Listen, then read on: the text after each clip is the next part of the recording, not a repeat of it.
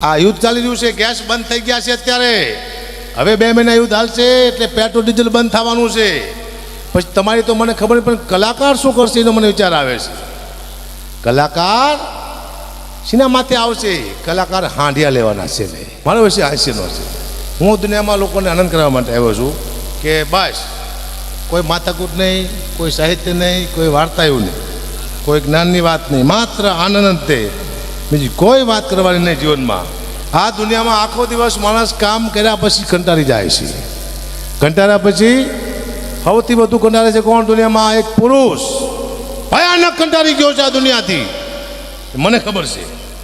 આખો દિવસ બિચારો કામ કરે છે. એક પતિ, એક પુરુષ પોતાની પત્નીને ખબર નથી મારા ધણીમાંથી કેટલું દેણું છે. કોઈ એને ગાયું દીધી છે, કોઈ એને માર્યું હોય છે, એની માથે વ્યાજવા પૈસા છે. પોતાની પત્નીને ખબર નથી સાહેબ. આખો દિવસ કામ કર્યા પછી પુરુષ ઘરે આવે, જેવો ટિફિન મૂકીને રાડ્યું પાડે છે, ગેસના બાટલા વહી ગયા છે, તમારા બાપ કપડાં લાવવાના છે, છોકરાની ફી ભરવાની છે, ઓલાનું મગજ કામ નથી કરતું સાહેબ. હું તો બધી પત્નીને કહું છું કે પોતાનો પતિ નોકરીથી આવે એટલે એવું રાડ્યું નહીં પાડવાની. આવે એટલે શું કહેવાનું કે પધારો, બેસો, પાણી આપવાનું, પછી પૂછવાનું તમને કોઈએ માર્યા જ નથી ને? કે ના, તો ખાંડ લાવવાની છે મારા કલેજા. ખુશ થઈ જાય છે પતિ, આટલું જ તે. હા, બાકી કશું છે ને. જય સીતારામ. સમય ચેન્જ થતો આવે છે, હું જોઉં છું ઘણા ટાઈમથી. અત્યારે શું છે, ગેસ આ યુદ્ધ ચાલી રહ્યું છે, ગેસ બંધ થઈ ગયા છે અત્યારે. હવે 2 મહિના યુદ્ધ હાલશે એટલે પેટ્રોલ ડીઝલ બંધ થવાનું છે. પછી તમારી તો મને ખબર નહીં, પણ કલાકાર શું કરશે એનો મને વિચાર આવે છે. કલાકાર શીના માથે આવશે? કલાકાર હાંડિયા લેવાના છે ને. શું કામ? ઘોડા મોંઘા પડે ને હગા. 5 કિલો ચણા જોઈએ ઘોડાને. હાંડિયામાંથી કલાકાર આવતો જ હગા બગડી ખબ ખબ ખબ ખબ ખબ કર્યા. એમાંય મારા હાંડિયો જો બીમાર થઈ ગયો હોય તો માયા મામાને ફોન કરીશ, મામા ક્યાં પહોંચ્યા? કે ભાણે વલભીપુર પહોંચ્યો છું. તો મામા હું ધંધુકા ઊભો છું, મને લેતા જાઓ, મારો હાંડિયો થાકી ગયો હે.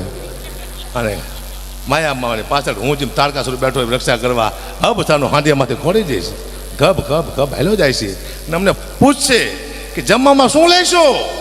અમે કહેશું સાદું ખાઈશું, રોટલી શાક, પણ 5 મણ લીમડો રાખજો, મારો હાંડિયો તમારો બાપ ભૂખ્યો છે. હાંડિયાને લીમડો. હા, અદ્ભુત સમય આવી ગયો છે સાહેબ. આનંદ કરો, બાકી કહેશું છે નહીં. હું તમને એક સારી કવિતા સંભળાવું છું. કવિતા બધાને લાગુ પડતી છે, આ જેટલા બેઠા બધાને. એમાં કોઈ માયાભાઈ જેવા જો વિદ્વાન માણસ હોય તો આમાં બહુ 3 કલાકનું સાહિત્ય કરે, પણ હું હાસ્ય કરીશ, કારણ કે મારી પાસે લોકોને અપેક્ષા હાસ્યની છે. હું કોઈ પણ વસ્તુમાંથી હાસ્ય કરવું પાકા પાયે છે, કારણ કે મારા જીવનમાં એવા બનાવ બને છે હમણાં ટાઈમથી. મારા મામા છે ને, હું નાનો હતો ત્યારે હું બહુ લોટકો હતો. એટલે મારા મામા મને કહેતા કે આવ ઝાંખી આવ, મારો ઝાંખી આવ્યો. એટલે હું રાજી થતો કે મામા મને કોઈ બોડીગાર્ડ કહે છે. હમણાં 6 મહિના પહેલાં ગયો મામાની આ, તો મામા કે આવ ઝાંખી આવ, મારો ઝાંખી આવ્યો. 2 દી પહેલાં મેં વાંચ્યું હમણાં કાગવાણીના બીજા ભાગમાં, ઝાંખી એટલે રાક્ષસ થાય. બોલો, મારા મામા મને 52 વર્ષથી રાક્ષસ કહેતા હતા. બહુ દુઃખની વાત છે, પણ કરવી પડશે, ભયાનક. હમણાં હું મામા ઓલું લેવાઈ ગયો હતો, આરસ પથ્થર, મારા માતાજીનું મંદિર બને ને, તો મને 3 પથ્થર બતાવ્યા. આ 500 વાળો ફૂટ, આ 700નો ફૂટ ને 1000નો ફૂટ. એવું નું હોય, હરખાત લાગે. ના ના, કે અલગ અલગ છે. કીધું ભાઈ, હું આજથી 25 વર્ષ પહેલાં ઘંટી આંકતો હતો. હું 12 રૂપિયાવાળા, 14 રૂપિયાવાળા અને 16 રૂપિયાવાળા, આ 3 પ્રકારના લોટ વેચતો હતો. એક ડબ્બામાંથી 12 રૂપિયા લખ્યું હોય, એક ડબ્બામાંથી 14 લખ્યું ને એક ડબ્બામાંથી 16. આવા લોટ વેચતો હતો, પણ ભાવ અલગ હતા, લોટ એક જ હતો અંદર, મને ખબર છે. એક જ લોટ. લોકોને લાગે કયો આપું, 16 વાળો તો એ જ આપવાનો, 10 વાળો. 12 વાળામાં 10 વાળો, 14 વાળામાં 10 વાળો જ આપવાનો. એમ કીધું. ઈટાનો લોકોના મગજ વાંચી જતો કે આ દુનિયા જોતી નથી, ખાલી ભાવ જ જોવે છે, વસ્તુ નથી જોતી, ખબર નથી પડતી. હું રહેતો હતો નરોડા, ઈટાણે મારી પરિસ્થિતિમાં ખરાબ. હું ઘંટી આંકતો, લોટ દરવાની નોકરી કરતો. અને નવરાત્રિ આવી એટલે મેં અહીંયા કોલોનીમાં કીધું કે હું ગામડે જાઉં છું નિવેદનું ઘી લેવા, ચોખ્ખું કોઈને મગાવવું છે. તો બધા કે ગામડાનું ઘી આવે છે માથે દીવા કરવા. તે બધાએ કિલો મગાવ્યું, 50 કિલો ઘી થયું. પણ હું ગામડે લઈ ગયો. ઈટાણે 150 રૂપિયા ગામડે ભાવ હતો ચોખ્ખા ઘીનો, અત્યારે 1800 રૂપિયા છે.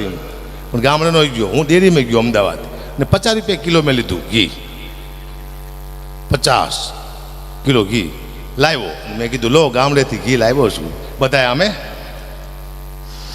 વાહ ગામડાનું ઘી તો ગામડાનું કહેવાય. જો કેવી ખુશ્બુ છે. તમારો બાપ આ ડેરીનું ઘી છે, તમને ઘીમાં ખબર નથી પડતી. હારા મૂર્ખના પેટના તમને શિવા ખબર પડશે. આ દુનિયાનું તેથી મગજ મેં માપી લીધું કે ભાઈ આ દુનિયામાં જેટલું હાલાડો એટલું હાલે જ છે. મારો દીકરો જાઓ, અદ્ભુત દુનિયા છે. તમે ટ્રાય કરજો, મજા આવશે. મેં જોયું છે એક જ વસ્તુ ત્રણના નામે વેચાય છે આ દુનિયામાં. એટલે જો આવો યુગ મેં ક્યાંય નથી જોયો. સૌથી સારો યુગ હોય તો આ છે. સતયુગમાં આવું નહોતું. આટલું બધું માણસ ક્યાંય ભેગું સતયુગમાં નહોતું થતું છે. આવા સાધુ સંતોને આવી લાઇટને આવું સ્ટેજને આવી ગાડીઓને આવા મોબાઈલને આવી શોખ સાહેબી જીના કોઈ એવો બાઇક નથી જેના ઘરે ગાડીઓ ન હોય. મોજ મસ્તી બધા કરે છે. આવું સતયુગમાં નહોતું, ત્રેતાયુગમાં નહોતું, દ્વાપરયુગમાં નહોતું, માત્ર કળિયુગમાં જ છે. આ સતયુગમાં કોઈ દુબઈ નહોતું ગયું. અત્યારે દુબઈ જઈએ છીએ આપણે. સતયુગમાં, દ્વાપરયુગમાં, ત્રેતાયુગમાં રામને લંકામાં જાતા 10 વર્ષ લાગ્યા હતા. અત્યારે 5 કલાક લાગે છે. તો યુગ હારો કા યુગ હારો. પોતાની માં પોતાના દીકરાને બાળવા જાય તારા મતીને પોતાનો બાપ પૈસા માગે છે. હરિચંદ્ર રાજા કે મફતમાં નહીં બાળવા દો, હું તો નોકરી કરું છું. બાપ પૈસા માગે છે દીકરાના, પોતાની પત્ની પાસેથી. અત્યારે કોઈ એમ કે મારો બાપ મરી ગયો છે તો લોકો લાકડા લઈ આપે છે. તો યુગ હારો કા યુગ હારો. માં બેઠો હોય, બાપ દાદા આખું કુટુંબ બેઠું હોય અને પોતાની પુત્રવધુ દ્રૌપદીને હાડીના છેડા ખેંચાતા હોય ને કોઈ બોલતું નહોતું ટાળે. અત્યારે કોકની દીકરી સામે કોઈ લાંબી આંગળી કરે તો લોકો એને આંગળી કાપી નાખે. તો યુગ હારો કા યુગ હારો. સારામાં સારો યુગ તો આ કળિયુગ છે. પણ ફેર શું છે, 50 વર્ષ પહેલાં એમ કહેતા કે એક મોબાઈલ આવશે, એમાં આપણે અમેરિકા વાત કરશું તો લોકો માનવા તૈયાર નહોતા કે ના એવો મોબાઈલ આવે જ નહીં. આવ્યો મારો દીકરો, અમેરિકા આપણે વાત કરી છે. પણ હજી તમે 50 વર્ષ જવા દો, હજી એવો મોબાઈલ આવશે કે આમ તમે ટેબ્લેટ મોબાઈલમાં વાત કરતા છો અમેરિકા, પૂછશો શું કરે છે કે ટોપરા પાક ખાવું, મને આપને બક્ષાનો બારો આવશે. તમે નહીં માનો શું લેવા, તમે 50 વર્ષ પહેલાં નહોતો માનતા. આ દુનિયા થાય પછી માને છે મામા, એમને નથી માનતી. પછી પૂછશે કે શું કરે કે પીવા બેઠું, મને આપને બક્ષાનો ગ્લાસ બહાર ખાલી સિંગ ટપ ટપ જય માતાજી.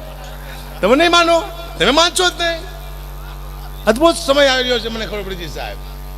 હા, હમણાં એક ડોશી ને મામા બેંકમાં જે 1 કરોડ રૂપિયા જમા કરાવવા, બોલો મેનેજર કે આટલા બધા પૈસા તું લાવી ક્યાંથી? ડોશી કે હું શરતમાં જીતું છું. તે તું કેવી શરતમાં રહેશ? ડોશી મેનેજરને કે તારા માથાના વાળ છે ને એ નકલી છે.